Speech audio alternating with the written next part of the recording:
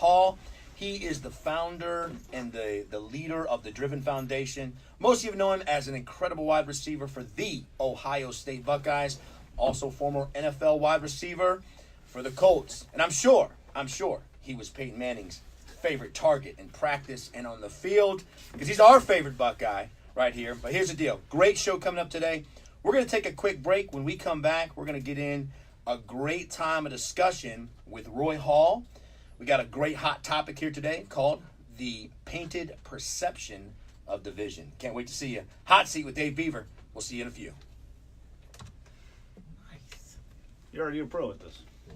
Been getting paid to talk my whole life. Yeah. It's great. Got a face for radio, so I'm told.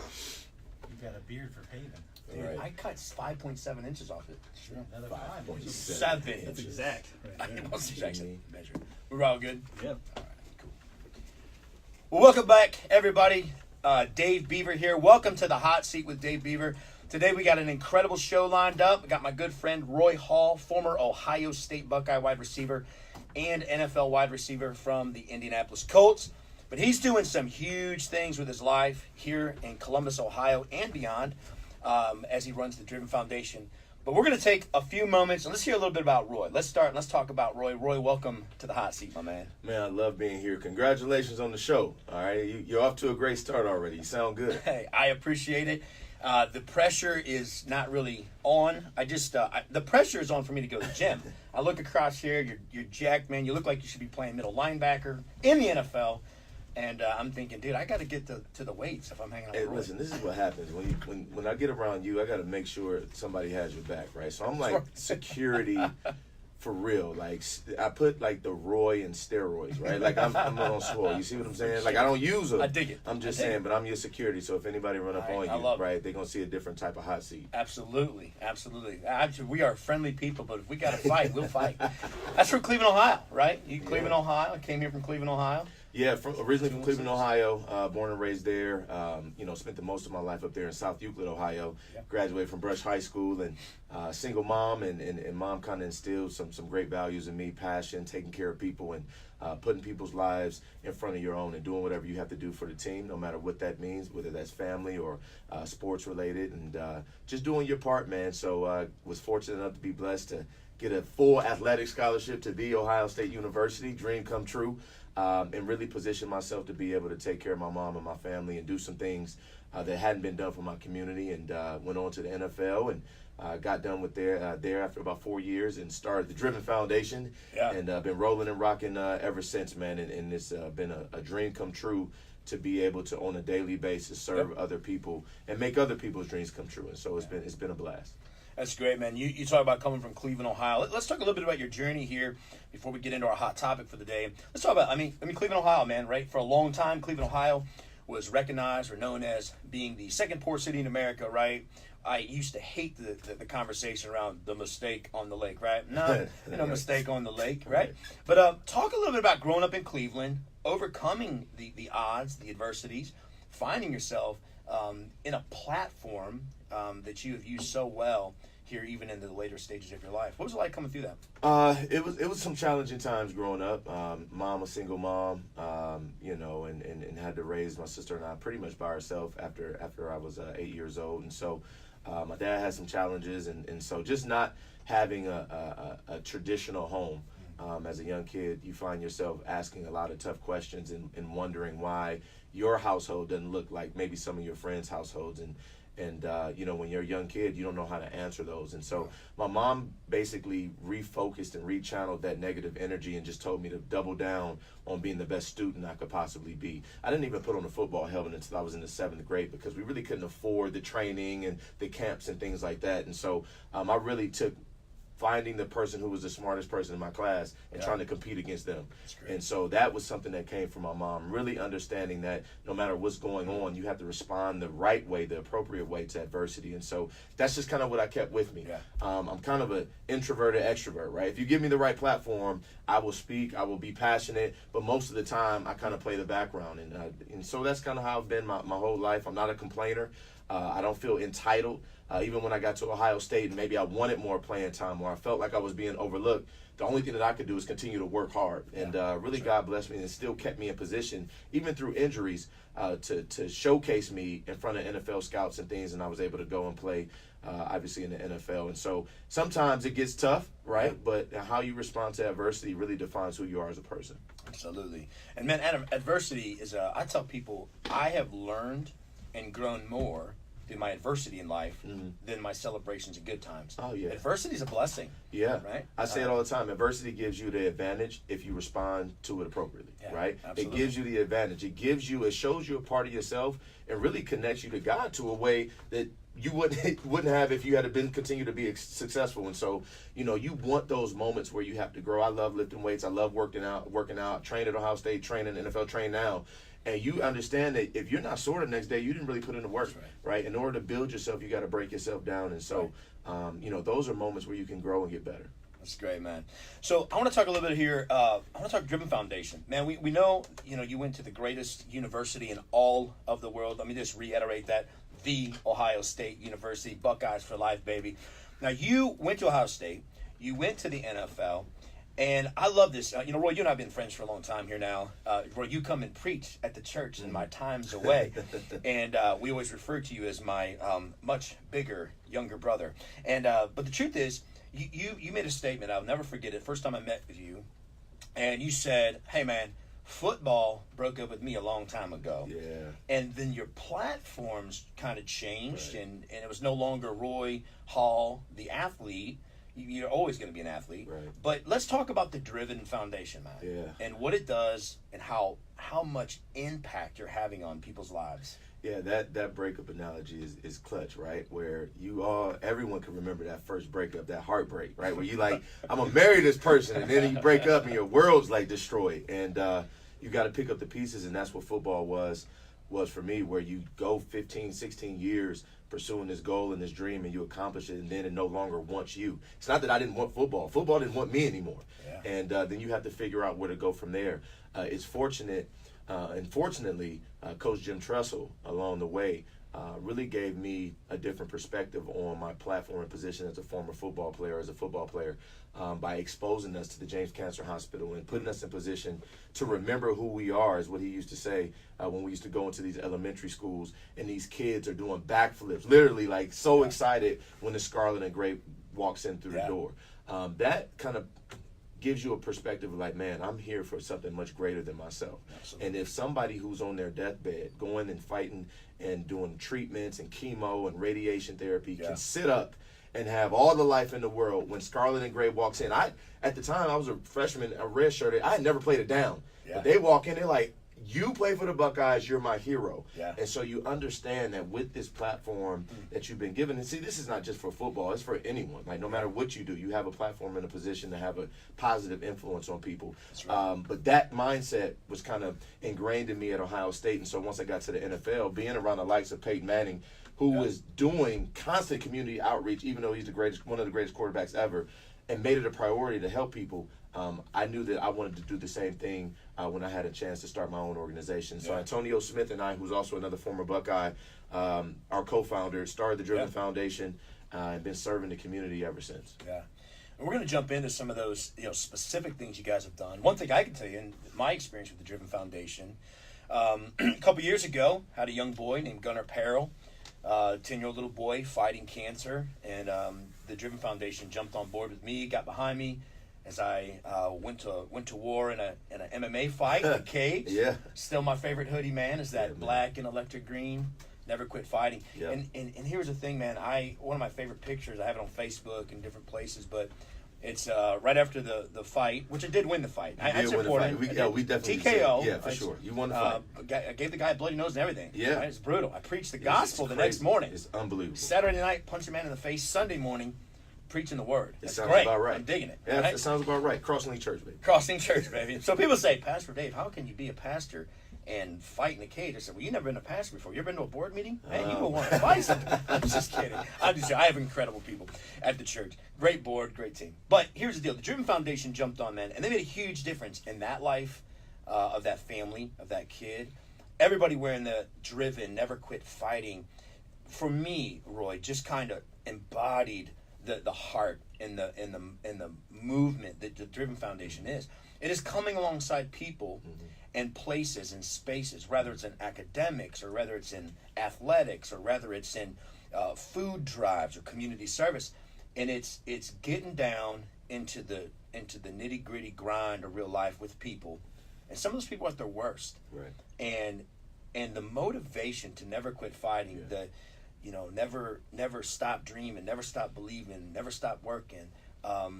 Dude, you're giving that to people, man, in heavy doses. Yeah, it's and I appreciate that. It's not necessarily about just the message itself, because we've heard the never quit fighting. We've been motivated. Yeah. I posted something the other day that said motivation for real is crap. Yeah. Like, it comes and goes. That's right. Solid. Right? Yeah. But when you're driven, right, That's you right. understand understand that when you don't do your part, somebody else is not going to get what they're supposed to get. Yeah, that's it. The worst thing in the world is to get on Amazon and you pay for prime shipping. Yeah. And your package is supposed to come tomorrow. Yep. And you pay for it.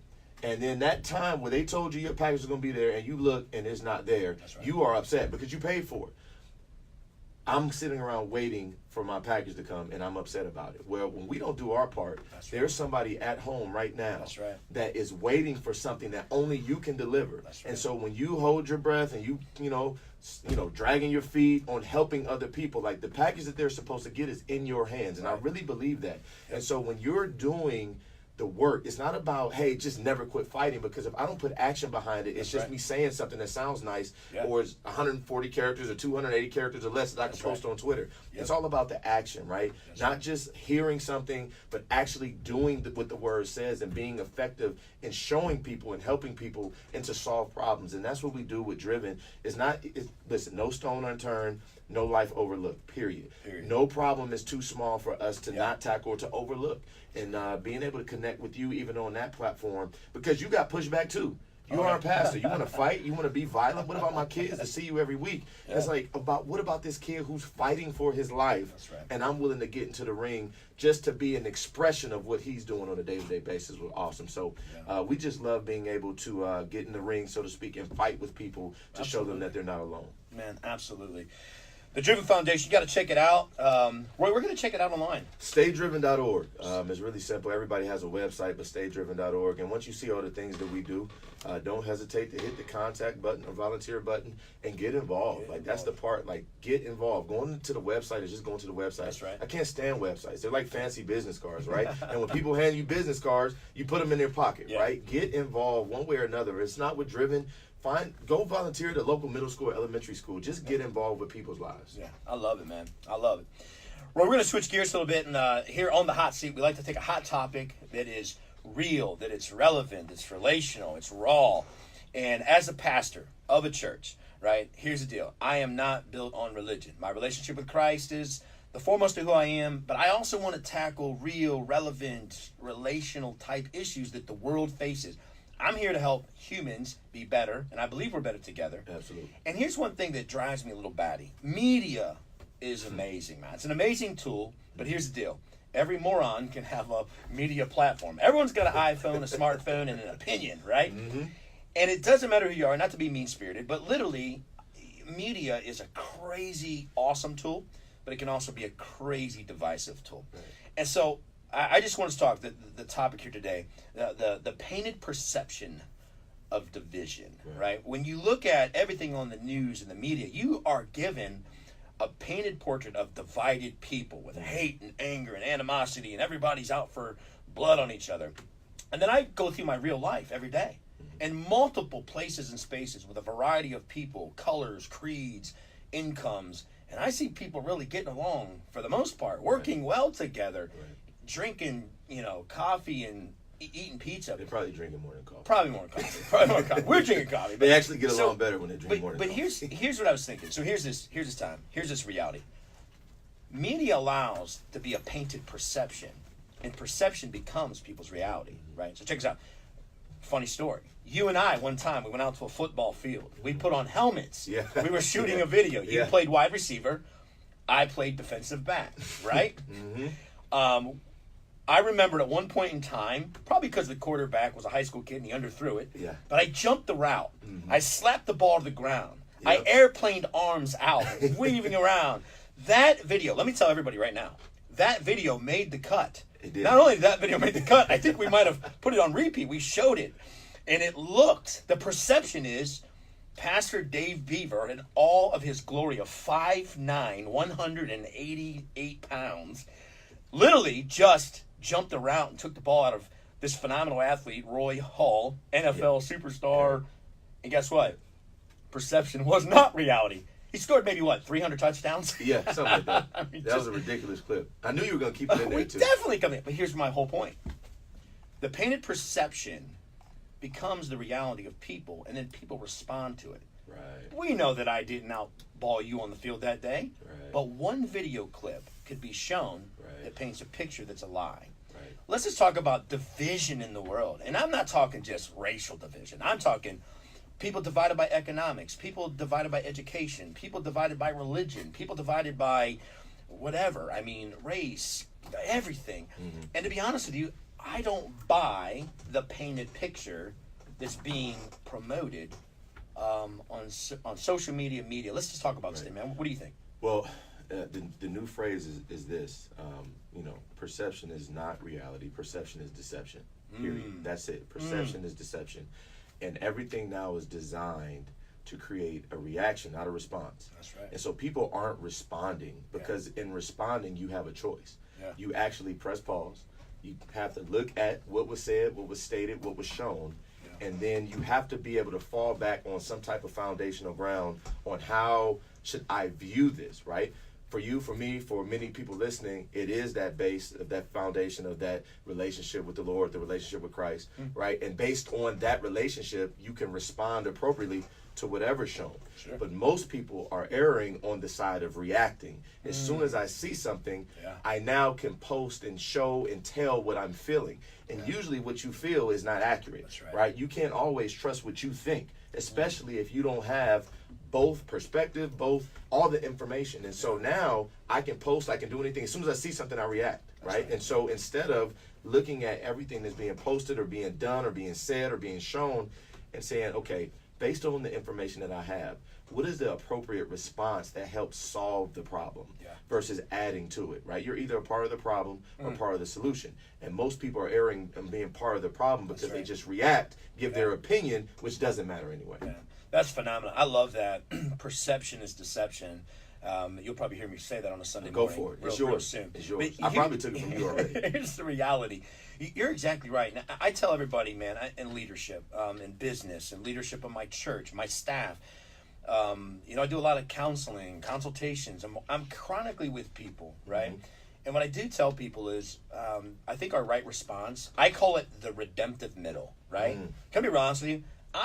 Listen, the hope of the world does not lie in the hands of the Republican or the Democrat, the Christian or the non-Christian, right? The Baptist or the Nazarene. It doesn't.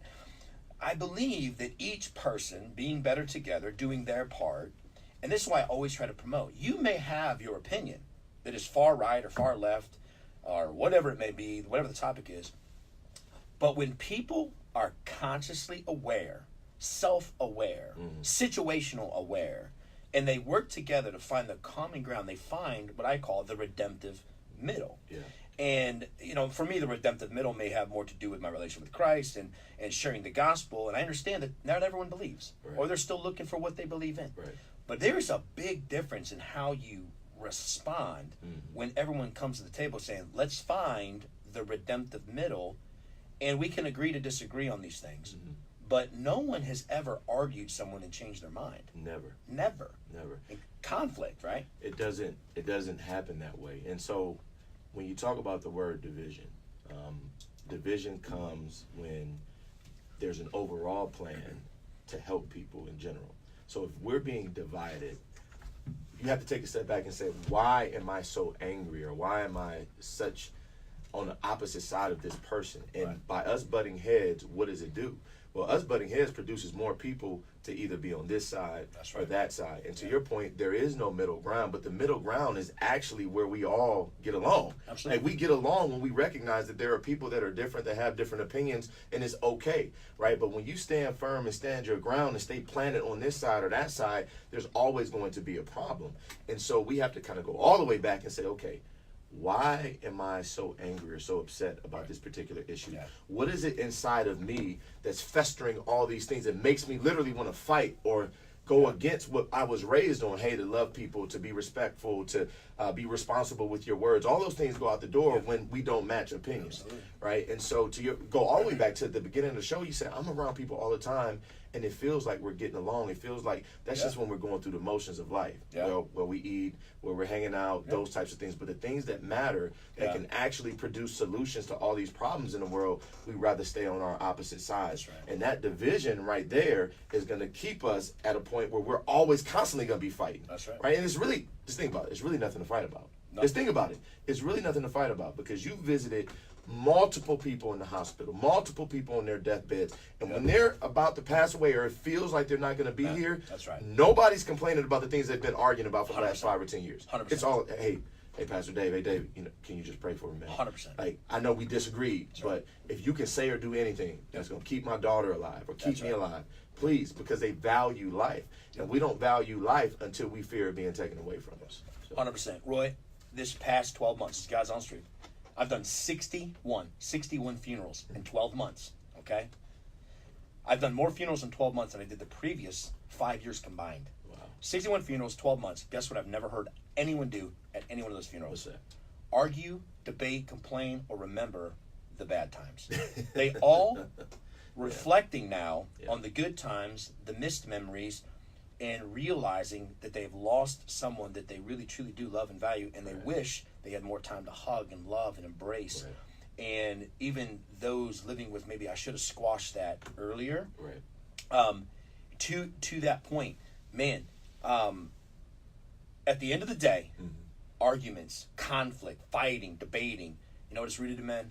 It's rooted in pride. Yeah. Pride and arrogance. Yeah. We all have been conditioned by the world to pick a side, as you said. Someone's got to be right. Someone's got to be wrong. And you know what? Nobody wants to stand up, look in the mirror, and say, guess what? I bet I'm wrong about something. So we just constantly go on this, I'm going to be right. I'm going to be right. I'm going to prove my point. I'm going to argue. I'm going to fight. And I literally have seen families divided, relationships and marriages and churches split, business partnerships divide over things that at the end of the day, those people have no control over. They just have a passion and a position, and it's based and built out of their personal pride. Pride, or AKA ego. Ego. I'll give you an acronym you're probably going to use. I'm going to use it. Ego. Eliminates growth opportunities. Right? Eliminates growth opportunities. Using it today. Or I broke it down even further. One time I was studying after something that you said in one of your messages at Crosslink.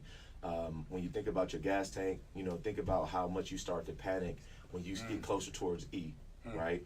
And the closer you get towards E, the more you can't go as far as you want to go. All right, so if you split the word ego and just E and go, like, we go nowhere with your ego, right? Because we get closer to empty, right? That's right. And people are very empty now because we spent so much of our energy not building ourselves, not building our spirit, not paying attention to the positive, not focusing on the people that we love, the people we care about, cherishing those memories that you just spoke on. We spend more time exhausting our energy and enthusiasm on things that divide us. So we put all this stuff out and we don't have anything going back in, right? So we got all this negative energy going out with nothing coming to fill us back up, and we're just empty. So the only thing that we can rely on is the fact that we can't go anywhere because we're on E, our ego, we're on E. So the only thing we can do is right where we are, is just talk loud enough to hopefully somebody hears us and agrees with us and then comes and fills us back up with something negative anyway. And so it's just a constant cycle of putting ourselves before we put other people. Right? It doesn't matter if you're black or you're white. Like, we call each other brothers. Like, it's just what it is. That's right. Right? If you bleed, it's going to be the same color as mine. Right? And if we're fighting the same battle and trying to help other people, there's no reason to fight. There's no reason to fight. Right? So again, people are speaking so loud now, but we're not solving problems. Right? And the more that you have your opinions and the more that you stay on one side or the other, the more the problems will continue to pile up, and then nobody will be able to climb that mountain. I agree. I love it. Man, ladies and gentlemen, I hope you had a blast today. I hope that you get a little bit of enlightenment. You have been here on the hot seat with Dave Bever, my special guest, Roy Hall. Here's a great takeaway today as we get ready to wind this thing up. Find a mirror. Look yourself dead in your eyes. I dare you to do this. Look and say, is my ego in check? Is it eliminating growth opportunities in me? What am I fighting about? What am I so mad about? How can I want to put this on you, the listener today, how can I find the redemptive middle in all the ridiculousness? Quit buying the lie, the painted picture of perception. Perception is deception. Man, get out there. Let's be better together. Find the redemptive middle. You do your part. I'll do my part. And listen, you want a better country, society, community, family? Then guess what? It is on you and on me to find the redemptive middle. Man, hot takes. Keep it real. Keep it raw. I guess that old saying, you better check yourself before you wreck yourself, right? Because when you wreck yourself, you wreck everyone else around you. There you go. There you go. Hey, you've been on the hot seat with Dave Bever. I can't wait to see you guys next time. Let's go. You guys are so good. Did you guys rehearse that before? No. In the parking lot? No. Not at all. It was fun, man.